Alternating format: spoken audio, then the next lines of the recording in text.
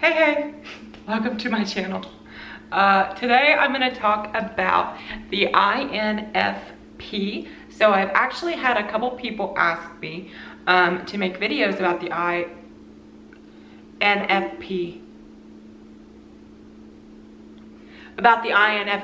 And my computer is going crazy. I've had people ask me to make videos about the INFP, and every time I get that comment, I'm like, I don't know any INFPs. But I got that comment often enough that I did a really deep dive into the INFP. It turns out I have two people in my life very close to me that I think are INFPs. I'm going to tell the stories, and if this is not INFP material, y'all just let me know in the comment section and I'll delete this video. But I actually am quite certain it is. So the first story, well, let's see. Which story do I want to tell you guys first?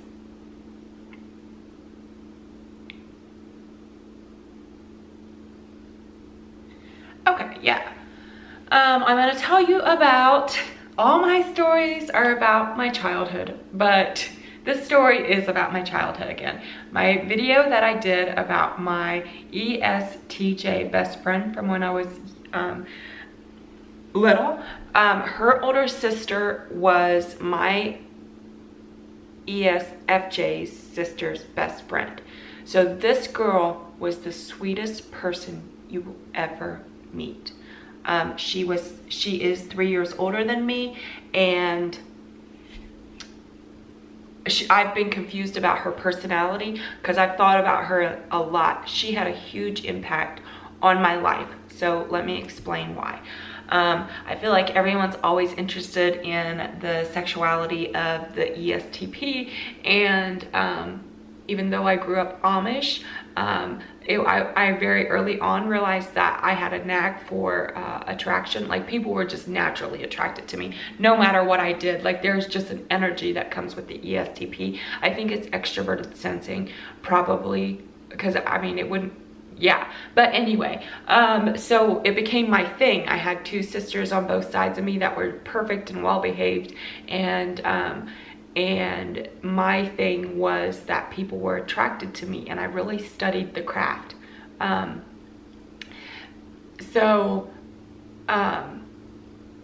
Every time when I was young, when I was in the lower grades, anytime an older girl in our school became popular, I would study her and I would watch her and I would mimic what she would do. I would see the results she was getting and I would mimic what she was doing. Now, keep in mind, we didn't get to dress differently. Like, we all looked the same. We all wore the same plain clothes and the black bonnets. And so, I mean, basically, you have to stand apart by your actions and your movements and the way that you interact with people. Like, that's how you're going to, like, those were the things I was working with mostly.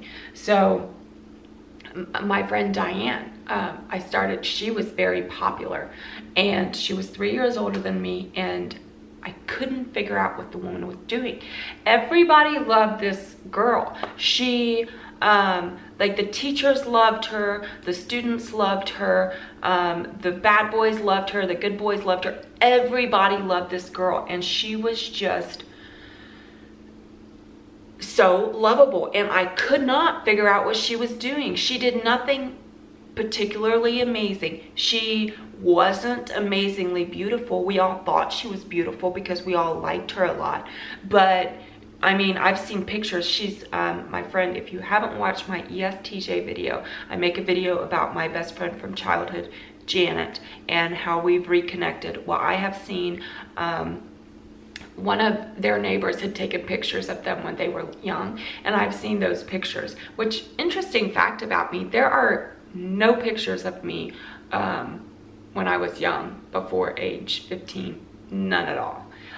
So I have no idea how I looked as a child, but I did see pictures of Diane, and I was like, we all thought she was stunning, but she was very, very, very average. And if she had a bad personality, we would have thought she was ugly. But I mimicked this girl, and I couldn't figure out what she was doing. How was everybody loving her? She was just simple. She didn't have elaborate hand movements. She was just lovable. Like, there was nothing I could catch on to that I could mimic and practice and do. And for about 2 years I studied her. I just couldn't figure out. Another thing that she had that the other girls didn't have is she had lasting power. So a lot of times when people become very popular, it drops off. Like Diane's did not. Hers lasted and lasted. And I mean, I figured out what she was doing, but that's not the story. So I ended up getting really jealous of her. She was 3 years older than me. She was the first person that had ever pointed out that I'm pretty, and she did it behind the scenes. I talked about in my ENTP video how when you give a compliment behind the scenes and it has to travel a little bit to come to you, you know, it means a little more. Well, Diane told somebody, my cousin, that I'm just so pretty and I'm fun to look at. And then she started asking Jana. Like, I've always been very observant, and Jana is an ESTJ, and her parent function is introverted sensing, and her hero function is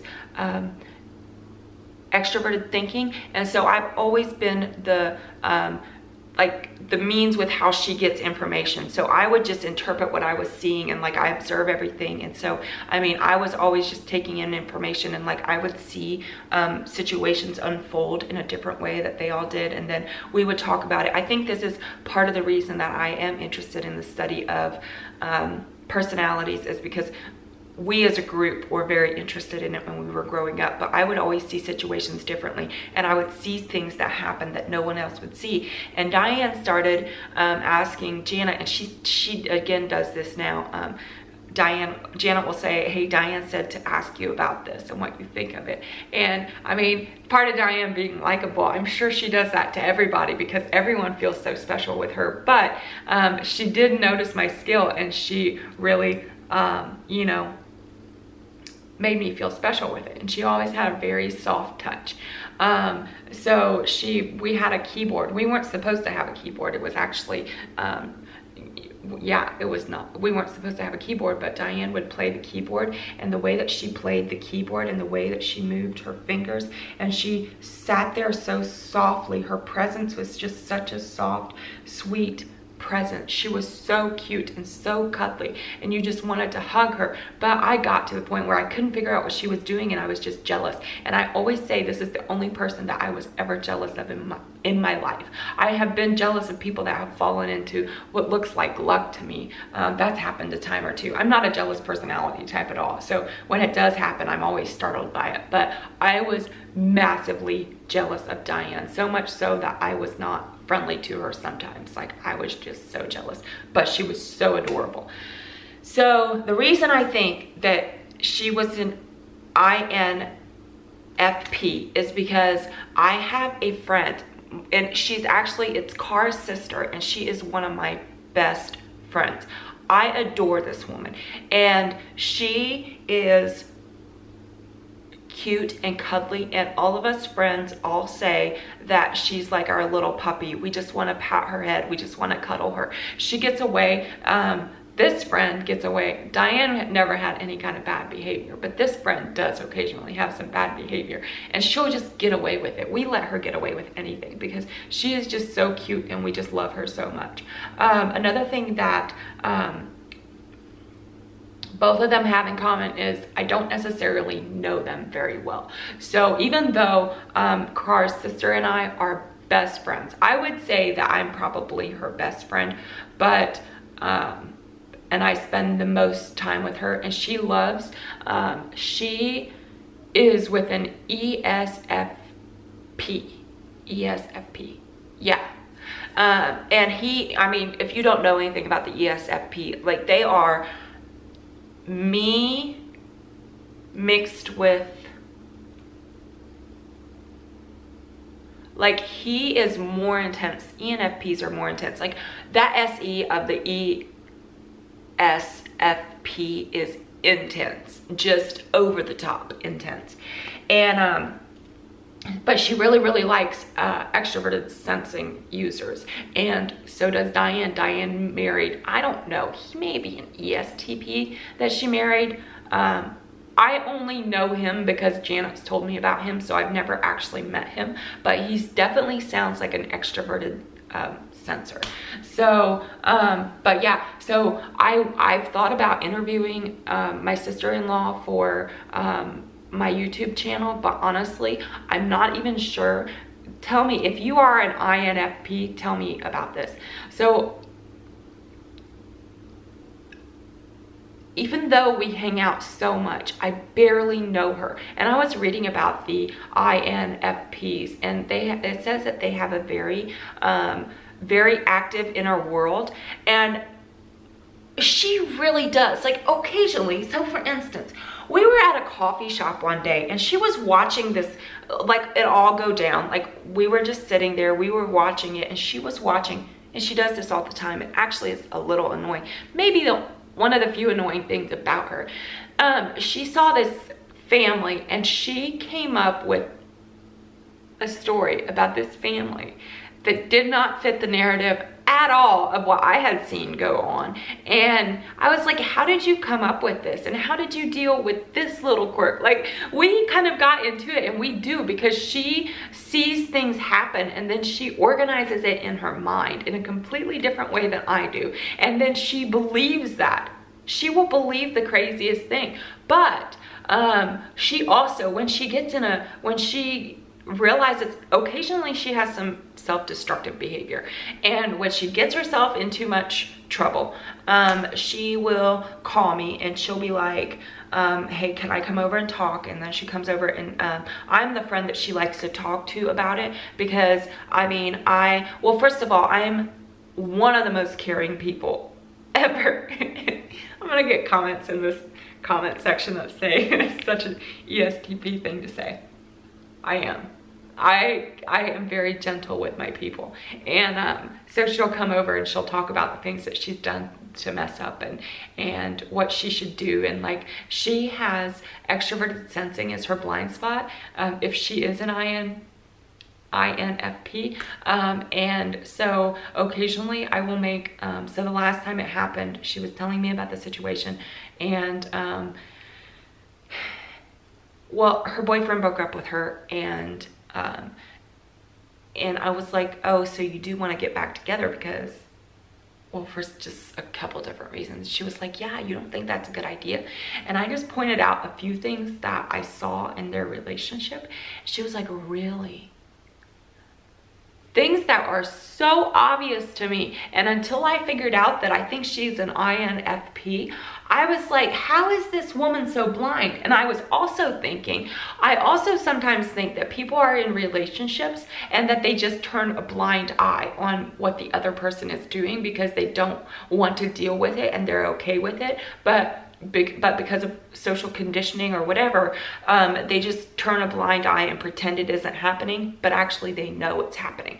Because that's how I would deal with it. If I was in a relationship that I wasn't okay with some of the things, I would just make myself pretend it wasn't happening, but I would logically and systematically make myself think that, or turn a blind eye. So I thought that's what she was doing, but she honestly did not see what I was seeing.